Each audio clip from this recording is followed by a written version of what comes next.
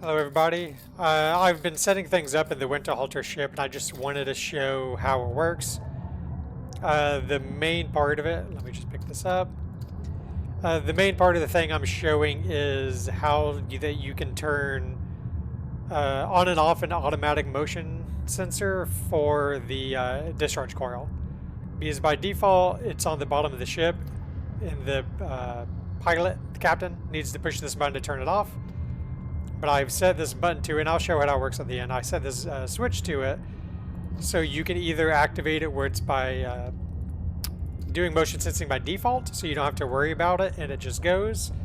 Or you can push it to turn it off so it doesn't use all the power or whatever you may not want it to do. Sometimes you don't want it to go off for a variety of reasons. So just to show how it currently is, I'm going to come out here. I'm coming over here and I'm not getting shocked. I'll go back into the ship. Wait for this to go down so I can open the door. But that's default with the ship, so that one won't be a thing I show. Go all the way back up here. We're going to push the button. You can't grab the top hatch on the ship. Push the button to on. Then run all the way back down the ship. I guess I don't have to go to the ladder every time, but in my game I'm just used to breaking my legs every fucking time down these ladders. My healer, or not my healer, but the medic on my ship, not happy about it.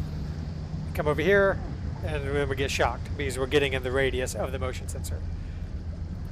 So, obviously you would turn that off where it doesn't affect humans unless you want it to. But we'll go to the editor, and I'll show you generally how it's done. So the discharge coil on this ship by default, I'm in the editor just to show this off because I do this for my game with my friends, and I'm the engineer mechanic that kind of tries setting things up because I find it fun.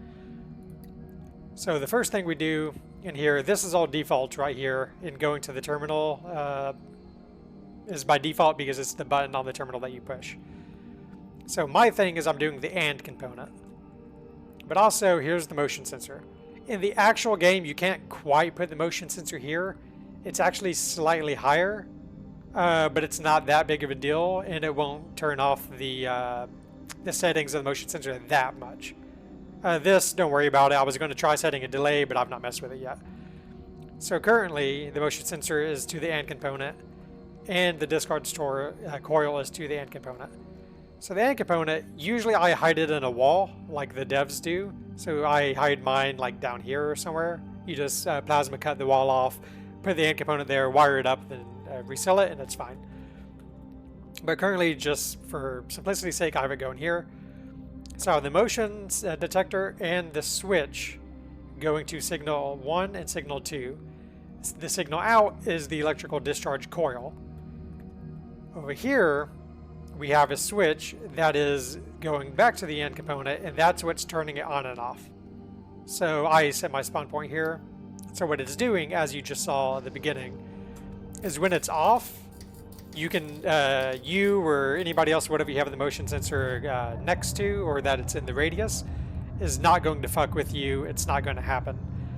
But if you turn it on, which currently we have our captain do if we need to turn it off for whatever reason, like there's too many monsters and it's draining the energy and the guns aren't charging as fast and the ship's dying, whatever it may be. So once you turn it on, and I use the switch because it's easier to tell if it's on or off with the lever. I never remember if up is on and down is off. So this is just easier for me to just visually see because green means on. You could reverse if you want, but I'm not going to. So the way that we have that, well, I guess I don't need to show you. I didn't change the switch, so this is default. This is default. I didn't have to change any of this. If the captain wants, even with this, he can still hit the button if it's off and he sees them get near. Return to editor. The more important thing is what the motion detector is at. So that's here. So the range that I do in this, and as you saw when I got up here, it hit. So this is the perfect range for it, I think, because if they get stunned here, and like let's say you're moving up or you're moving left to right, typically they will get stunned and they'll go in range of either of your guns. So if you're going up, they'll get stunned and they'll start floating down. The guns can shoot them. So that's what I think is the perfect radius. If it moves up a little bit, it's still not that big of a deal because that will only move this bar up like maybe to here. And most of the time, there's no creatures in this little spot.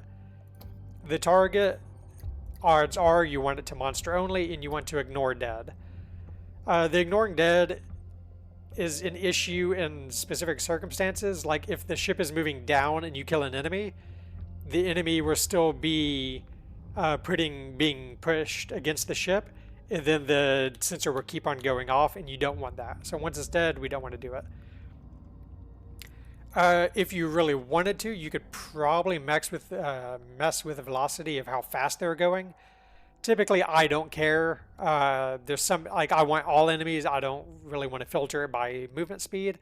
If you want to, you can do that, but I don't know the movement speed of the enemies, so I don't mess with it.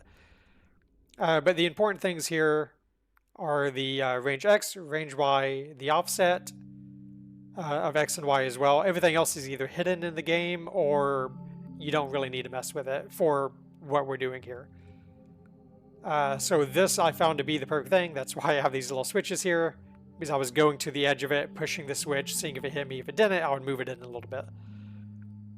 If you wanted to, you could probably rein this in a little bit more, or you could extend it, but I didn't find a need to extend it here, and then it got weird of maybe going off too often. One of the things I want to mess with eventually, I just have not done it yet, is putting a delay timer on it, which is what I have here. Because sometimes you don't want this going off all the time, even though it does do pretty good damage. So if something's hiding over here, the coil could kill it for you instead of having to waste ammo with the guns, which is good. If I do put a delay timer on the loop of this, I'd probably set it to like 2 seconds, maybe 5-10 seconds, depending on just what you want to do. Currently, we've not had a need for that, but I've been messing with the idea of it just in case in my game it becomes an issue. That's about it for this one. Just, you can use it has to be an on or off thing. It cannot be a button. Because a button either is happening or not. It's not a continuous flow. Again, I like the switch for the color-coded on-off thing, and it's easier for everybody to tell if it's on or off. You don't have to be like, oh, is it up or is it down? Is it red or green? Easy to tell. Alright, that'll be it for this one. See ya.